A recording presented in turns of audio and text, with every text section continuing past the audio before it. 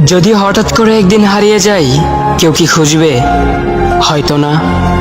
যদি আমার আইডি থেকে ভিডিও পোস্ট করা না হয়, কেউ কি মিস করবে? হয়তো না। ইনবক্সে মেসেজ আসবে কিন্তু সিন হবে না, রিপ্লাই পাবে না, পরে থাকবে ওইভাবেই। কেউ কেউ হয়তো অপেক্ষায় থাকবে, এই বুঝি আসলো অনলাইনে। আবার কেউ কেউ হয়তো টেরও পাবে না, কেউ একজন নেই, কেউ একজন হারিয়ে গেছে। হঠাৎ একটা সময় কারোর হয়তো মনে পড়বে, কে জানি আর নেই। কষ্ট করে নামটা সার্চ করবে, পুরনো ভিডিওগুলো দেখবে আর ভাববে হুট করে কোথায় চলে গেল।